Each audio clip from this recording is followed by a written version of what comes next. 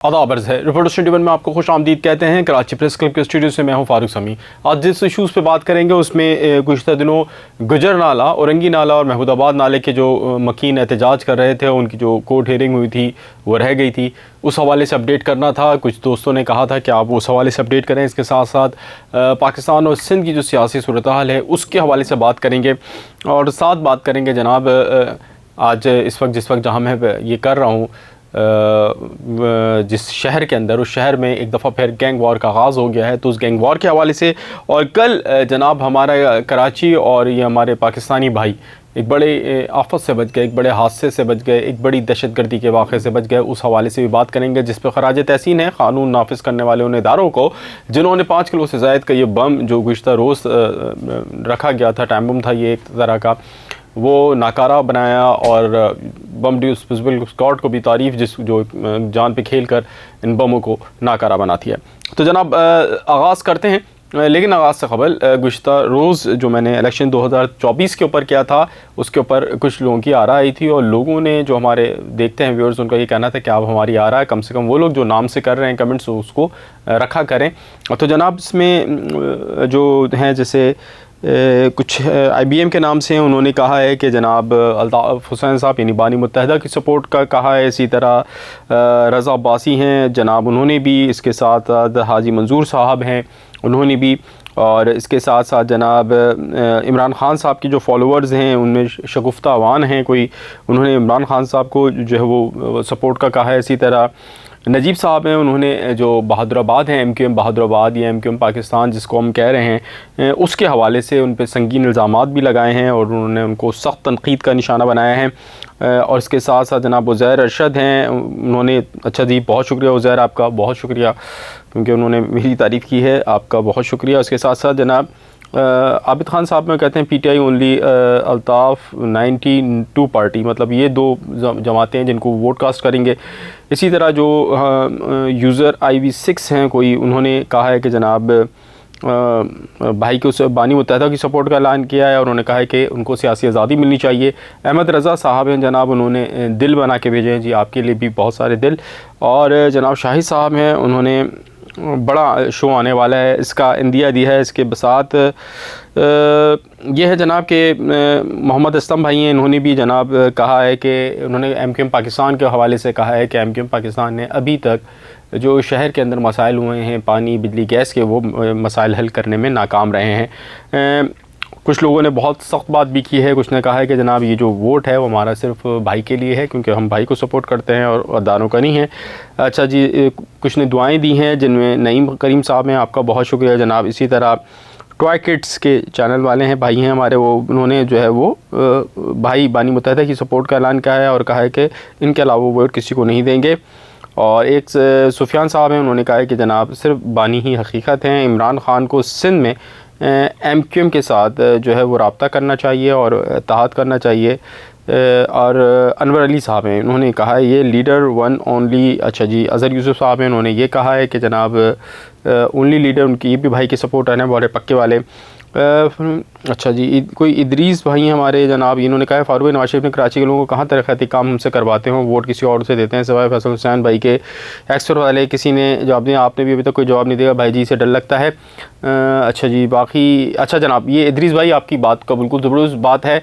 जनाब नवाज शरीफ साहब ने जो बात की है वो बहुत ही गलत बात की है। नवाज शरीफ साहब ने जो बात की है उसका बहुत बेहतर जवाब फैसल भाई ने दे दिया था और फैसल भाई की वॉइस ख़ासी दबंग हैं और उन्होंने बड़ी अच्छी बात की। मैं उनकी बात को मुकम्मल तौर पे सेकंड करता हूँ, मेरे सीनियर भी हैं वो सहाफ़ी।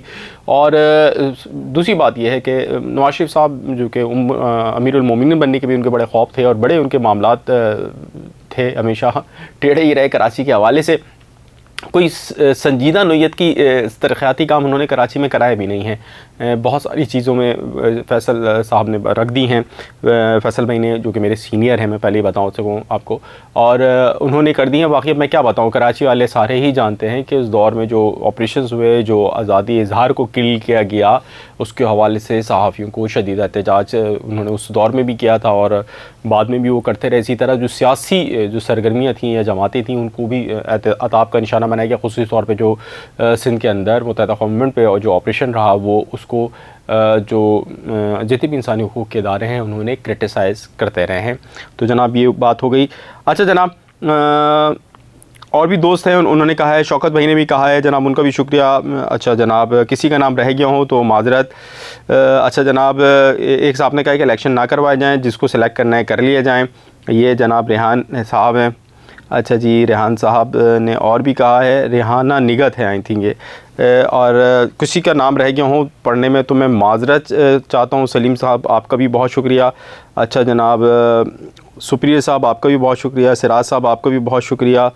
और जनाब अच्छा एक है, इन्होंने कहा कि बाइकआउट होना चाहिए जी। अच्छा मैं बता रहा हूँ। अच्छा जी अनकरीब कोई ब्रेकिंग न्यूज़ भी आने वाली है। बहुत सारे मैसेजेस हैं, आप सबका बहुत शुक्रिया। मेरी कोशिश होगी कि अगली दफ़ा जो है वो लाइन अप करके चीज़ों को कर सकूं। और अलिशबा खालिद हैं, उनका भी शुक्रिया जनाब, मुसलसल वो हमें करती हैं। और तनाब तस्लीमात जिन सब ने मुझे आदाब लिखा है इसके अंदर। बात करते हैं जनाब सबसे पहले कराची के अंदर भत्ताखोरी एक बार फिर उरूज पे पहुंच गई है और लोगों को भत्ते की कॉलें आना शुरू हो गई हैं। गैंग वॉर एक्टिव हो गया है। आज भी कराची में एक ताजिर को निशाना बनाने की कोशिश की गई है। ये कराची की सूरत हाल है और इस हवाले से जो क़ानून नाफिज करने वाले इदारे हैं, मेरे जो अपने क्राइम रिपोर्टर दोस्त हैं उनसे बात हुई तो उनका कहना है कि तमाम सिस्टम अब भी जेल से ऑपरेट हो रहे हैं जैसे कि माजी में हो रहे थे। ताहम जैसे जैसे इंतखाबात करीब आ रहे हैं, पैसों की ज़रूरत जो है वो गैंगस्टर्स को भी एक्टिव कर रही है और सियासी जमातों की सपोर्ट भी उनको, क्योंकि ज़ाहिर बातें होती है। जिस वक्त मैं कराची प्रेस क्लब में ये वीलॉग रिकॉर्ड कर आ रहा हूँ, इस वक्त यहाँ पर कराची के सहाफ़ी, सिंध भर के सहाफ़ी भूख हड़ताल पर हैं 4 घंटे की, और उनका ये कहना है कि सहाफ़ी जान मोहम्मद महर, जिनको कच्चे के इलाके के डाकू ने मारा है, उनको गिरफ़्तार किए जाएँ और क़रार वाक़ई सज़ा दी जाए।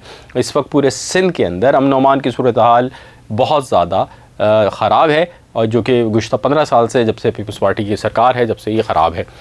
अब बात करते हैं जनाब हम सूरत हाल में इस पूरी कि इस वक्त शहर कराची में चल क्या रहा है। इस वक्त शहर कराची के अंदर 1-to-1 मुकाबला शुरू हो चुका है।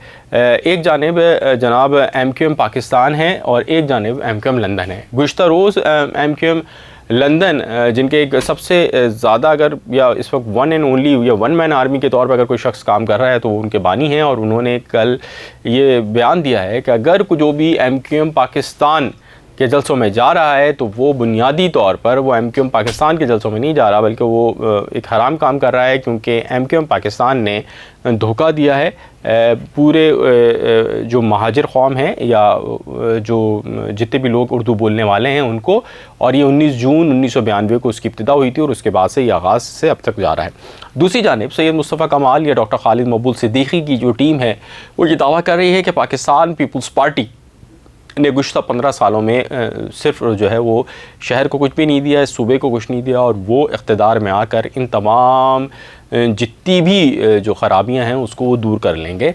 इस हवाले से क्या रोड मैप है, क्या लाइन अप प्लान है, ये जो है हम जल्द ही आपको उनका जो राब्ता कमेटी की किसी फ़र्द को लेके बैठेंगे तो बताएंगे भी। ताहम इस वक्त जो MQM लंदन है उसके भी कुछ कारकुनान एक्टिव हुए हैं, लेकिन वो इस एक्टिव सिर्फ इस हद तक हैं। वो उनकी कोशिश है कि MQM जो पाकिस्तान है उनके जलसे उस तरह कामयाब ना हो, उसका ज़रिए उन्होंने सोशल मीडिया को बनाया हुआ है और वो सोशल मीडिया के थ्रू कोशिशें कर रहे हैं। कुछ जगहों पर अभी लोगों ने कहा है कि उन्होंने कागज़ात नामज़दगी जमा करवाए हैं, ताहम कोई अगर इंटरव्यू देगा तो मैं उसी की बात को हम तस्लीम करेंगे। और ऐसा है कि 1-2 नाम मेरे पास हैं जिन्होंने जमा कराए हैं, मतलब कहा जा रहा है कि उन्होंने जमा कराए हैं और सोशल मीडिया पे भी चल रहा है, तो देखते हैं वो कहाँ इस वक्त खड़े हैं। और MQM पाकिस्तान और MQM लंदन का बुनियादी तौर पर मुकाबला होगा। अगर MQM पाकिस्तान जितनी सीटें हासिल करती है तो उसका बुनियादी मकसद यही होगा कि जनाब वो उसने MQM लंदन को नक़ब लगाई है। और नक़ब का वर्ड मैंने उर्दू जो जानते हैं उसको समझते हैं कि मैंने क्यों यूज़ किया है। इस वक्त NA 242 या बल्दिया के वो हल्का सबसे ज़्यादा तवज्जो का बायस बनता जा रहा है, जहाँ पर शहबाज शरीफ भी मैदान में आ चुके हैं, खादिर मंदुखेल साहब हैं, और इसके साथ साथ सैयद मुस्तफ़ा कमाल साहब जो कि मुत्तहिदा कौम मूवमेंट की सीनियर जो राब्ता कमेटी के मेंबर हैं, और उसके साथ साथ जो मुत्तहिदा कौम मूवमेंट की इस वक्त की रीढ़ की हड्डी तस्वुर किए जा रहे हैं मुस्तफ़ा कमाल साहब और अनीस हानी साहब, यानी मुत्तहिदा कौम मूवमेंट पाकिस्तान की, तो वो वहाँ पे इलेक्शन लड़ रहे हैं। इससे कबल जब उन्होंने साल 2018 के इलेक्शन हुए थे तो उसमें बुनियादी तौर पे सबसे ज़्यादा वोट फैसल वार्डा ने लिए थे, लेकिन मेरे आज़ाद आदाद शुमार के मुताबिक वो वोट शहबाज शरीफ ने लिए थे। लेकिन जो जीत हुई वो फैसल वाडा साहब की हुई। उसके बाद शहबाज शरीफ साहब का नंबर था, तीसरे नंबर पर टीएलपी थी।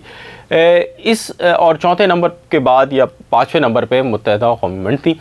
अब देखना यह है कि बल्दिया के इलेक्शन में सैयद मुस्तफ़ा कमाल साहब अगर इलेक्शन में खड़े रहते हैं, जैसे कि वो कह रहे थे कि वो खड़े रहेंगे, कल मुत्तहिदा कौमी मंच ने कहा है कि वो खड़े रहेंगे, तो वो किस कदर वोट हासिल कर सकते हैं शहबाज शरीफ साहब की मौजूदगी में और पीपल्स पार्टी के कैंडिडेट की मौजूदगी में।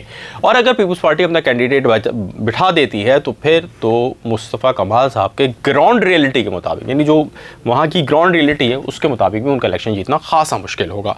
इसके अलावा भी हल्कों से यकीनी तौर पर मुस्तफ़ा कमाल साहब होंगे। ये थी जनाब कराची के सबसे अहम हल्के की सूरत-हाल। इस वक्त पूरे पाकिस्तान की जितनी बड़ी सियासी जमातें हैं जो कि विफाक में रहती हैं, यानी पाकिस्तान पीपल्स पार्टी, पाकिस्तान मुस्लिम लीग नून, और अगर हम बात करें पाकिस्तान तहरीक इंसाफ की, तो वो बड़ी फिगर्स को यहाँ से उतारने की तैयारी कर रहे हैं। पाकिस्तान तहरीक इंसाफ भी अपने एक बड़े लीडर को यहाँ पर उतारना चाह रही हैं, जिनका नाम मुझे खातून है, उनका नाम बताने को मना किया गया, तो मैं नहीं बता रहा आपको। लेकिन ज़रा ये दावा कर रहे हैं कि उनको जो पार्टी पॉलिसी है उसके मुताबिक इजाज़त नहीं मिलेगी, क्योंकि उससे उनकी गिरफ्तारी का ख़तरा होगा। लेकिन उनकी जानिब से जो वकला हैं वो जो खड़े होंगे और वो वकला जनाब इस इलेक्शन को कंटेस्ट करेंगे और वो भी एक मैदान में होंगे। इस हवाले से भी हमारा एक इंटरव्यू लाइनअप है, वो उनकी सूरत-हाल भी आपको जल्द अपने इस चैनल पे बताएंगे। ये तो एक सूरत-हाल यहाँ तक कि इलेक्शंस की थी, जहाँ पे इस वक्त गुज़श्ता रात को जो बानी मुत्तहिदा का एक बयान है कि MQM के जो पाकिस्तान के जलसों में जाना हराम है, तो उसको ख़ासा जो है सोशल मीडिया पर वायरल किया जा रहा है ताकि MQM पाकिस्तान की को जो जलसे हैं, जो सरगर्मियाँ हैं, उसको जनाब दबाया जा सके। अब हम बात करते हैं जनाब गुज़श्ता दिनों हेयरिंग हुई थी गुजरनाला, औरंगी नाला और महमूदाबाद नाला। बड़ा जुल्म हुआ लोगों के साथ, क्योंकि उनके घर गिरा दिए गए। ये KD और KMC लीज के घर थे।